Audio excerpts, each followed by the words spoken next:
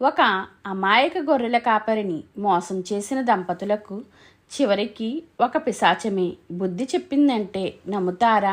అసలు ఏమైందో చివరి వరకు చూడండి.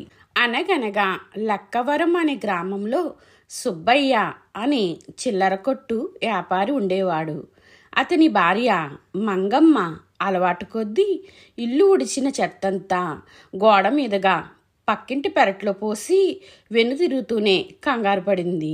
ఆమె గబగబా భర్త దగ్గరికి వచ్చి, పక్కింటి పెరట్లో చెత్త వేశాను, వాళ్ళు ఏమైనా గొడవకు వస్తారేమో, కాస్త వెళ్ళి పొరపాటు అయిందని చెప్పిరా అన్నది. చాలా కాలంగా వాళ్ళ పక్కిల్లు ఖాళీగా ఉంది.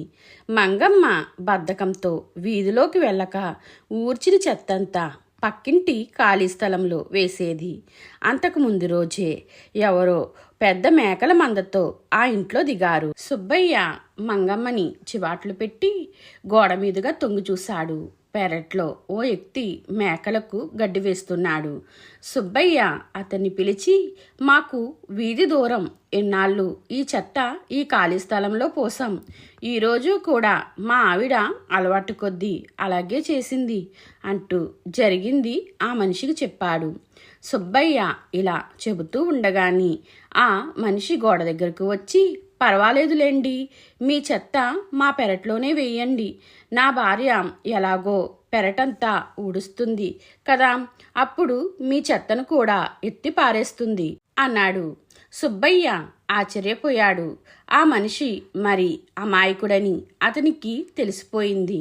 మాటల మధ్య అతని పేరు వెంగళప్ప అని, మేకలే అతడి ఆస్తి అని తెలుసుకున్నాడు సుబ్బయ్య. సుబ్బయ్య లోపలికి వచ్చి భార్యతో, వాడు పేరుకు తగ్గట్టుగాని ఉట్టి వెంగళప్పలో ఉన్నాడు, చెత్తంతా వాళ్ళ పెరట్లోనే వెయ్యి అని జరిగింది చెప్పాడు. ఆ తర్వాత 4 రోజుల్లో వాళ్లకు వెంగళప్ప అమాయకత్వం పూర్తిగా అర్థమయ్యింది. ఓ రోజు సుబ్బయ్య, నీ మేకల అరుపుతో మాకు రాత్రి సరిగా నిద్ర పట్టడం లేదు, గ్రామాధికారికి ఫిర్యాదు చేయమంటావా అని వెంగళప్పను గట్టిగా కేకలు వేశాడు. వెంగళప్ప భయపడుతూ, బాబు, నాకున్న ఆస్తి ఈ మేకలే, నా కడుపు కొట్టొద్దు అంటూ సుబ్బయ్యను బ్రతిమలాడాడు. మేకపాలు తాగితే రాత్రులు బాగా నిద్ర పడుతుందంట, కనుక రోజు లీటర్ మేకపాలు పంపు, ఎలాగైనా రాత్రులు మీ మేకరుపులు మాకు తెలియకుండా ఉంటాయి అన్నాడు సుబ్బయ్య. అలాగేలేండి, పంపిస్తాను, పగలు 1 లీటరు, రాత్రికి 1 లీటరు అన్నాడు వెంగళప్ప. అది మొదలు సుబ్బయ్య వెంగళప్ప అమాయకత్వాన్ని అవకాశంగా తీసుకుని అతని చేత అడ్డమైన చాకిరీ చేయించుకోసాగాడు. సుబ్బయ్య ప్రతి నెల పట్నం నుంచి తన చిల్లర కొట్టుకు కావలసిన సరుకులను తెచ్చుకునేవాడు. అందుకోసం అతను చీకటితోనే పట్నం బయలుదేరి వెళ్ళేవాడు. ఒక రోజున అలా వెళ్తూ భార్యను తలుపు వేసుకోమన్నాడు. ఇంతలో మంద నుంచి ఎలా బయటకు వచ్చిందో ఒక మేకపిల్ల అరుస్తూ గుమ్మం ముందు అటూ ఇటూ తిరుగుతున్నది. దాన్ని చూస్తూనే మంగమ్మకు మెరుపులాంటి ఒక ఆలోచన వచ్చింది. ఆమె భర్తతో, ఈ మేకపిల్లను తీసుకుపోయి పట్నంలో అమ్మాయి 50 రూపాయలన్నా రాకపోదు, చీకట్లో ఎవరు చూస్తారులే అన్నది. సుబ్బయ్య మేకపిల్లను భుజాన వేసుకుని వెళ్ళిపోయాడు. సాయంత్రం 50 రూపాయల లాభంతో ఇంటికి చేరాడు. ఆ డబ్బు ఇలా ఇవ్వు, మేకలమ్మిన డబ్బుతో నేను నగలు చేయించుకోవాలి అంటూ ఆ డబ్బును కుంగుముడేసుకుంది మంగమ్మ. మేకలమ్మిన డబ్బా, మరిన్ని మేకలను అమ్మదలిచావు అంటూ సుబ్బయ్య ఆశ్చర్యపోయాడు. వెంగళప్ప మందంతా అయిపోయేదాకా అతడికి అవమానం రాకుండా ఒక ఆలోచన కూడా చేశానులే అని అదేమిటో సుబ్బయ్యకు చెవిలో చెప్పింది మంగమ్మ. ఇంతలో వెంగళప్ప వస్తూ, మా మందలో నుంచి ఒక మేకపిల్ల కనబడకుండా పోయింది బాబు అన్నాడు. సుబ్బయ్య మంగమ్మ చెప్పినట్టుగా ఇలాంటిది ఏదో జరుగుతుందని నేను ముందే ఊహించాను, సందేహం లేదు, ఇది ఖచ్చితంగా పిశాచం పని, దానికి మేకలంటే చాలా ఇష్టం కదా అన్నాడు. పిశాచం మా అత్తగారి వైపు చుట్టమే కదా, ఇది ఇంత పని చేస్తుందా అన్నాడు వెంగలప్ప ఆశ్చర్యపోతూ. వెంగలప్ప భార్య మేనత్త చాలా గయ్యాలి. ఆమె పేరు వెంగల.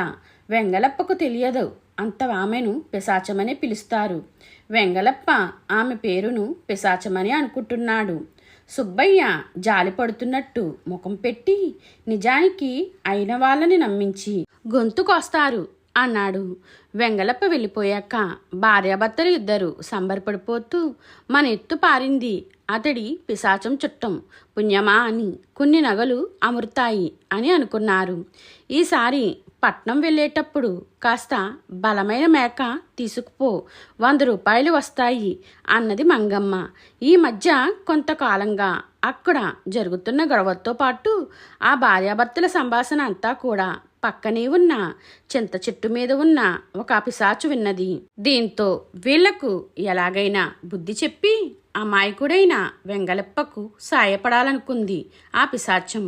మళ్ళీ పట్నం ప్రయాణం పెట్టుకున్న సుబ్బయ్య చీకటితోనే వెంగలప్ప మేకల మందలోకి దూరి అన్నింటికన్నా బలంగా ఉన్న ఒక మేకను తోలుకుని పట్నం బయలుదేరాడు.